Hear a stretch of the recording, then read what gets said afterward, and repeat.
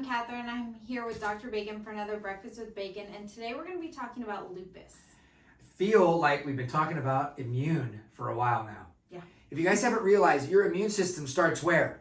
Like, it's everywhere, but where is the majority of your immune system again? In the gut. In the gut. Wow. Catherine nailed that one after the fourth video. So it's in your gut. So let's talk about 3 things that you can do for lupus to kind of help support the body. We're not going to treat lupus in here.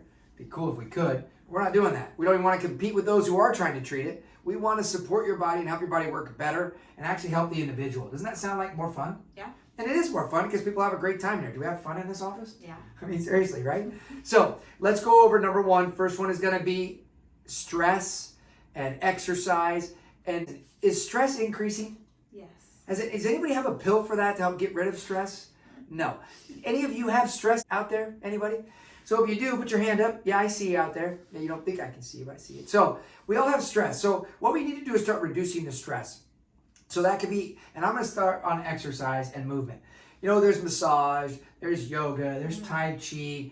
There's even one of the cool things that they're talking about is like water aerobics, swimming. There's a lot of things you can do to kind of get that, just going for a walk for crying out loud. Yeah. It's It's sunny out right now. So what happens if I'm out walking in the sun for about 15 to 20 minutes? What am I getting also?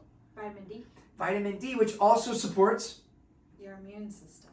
oh, I mean, it does sound easy. And if you're not doing it yet, and let me tell you something, a mentor of mine used to say this, if it's easy to do, it's easy also not to do.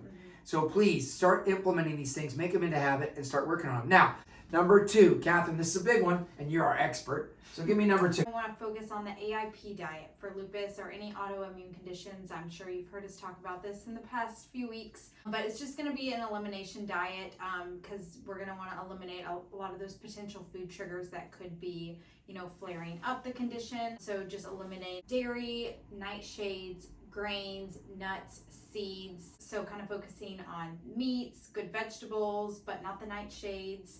So it can be a little bit of a tricky diet, but you'll just want to do it for about 30 days and just see how you feel. Yeah, and let me ask you, can you also maybe play around with, even if it was just dairy and bread, the gluten, Yeah. and just see how that worked for, a week or 2 and see if you start feeling better. Remember, you have nothing to lose. You can even go and try out carnivore diet for a little while and just see how the body responds. Now, we're not saying to dive in too deep, but really, if you have these problems, maybe this might kind of turn the corner and help you out a little bit. Yeah. And then 3rd, which is kind of a little secret, but if you start doing your research, do some research on tryptophan. If you have lupus, it can affect your helper T cells.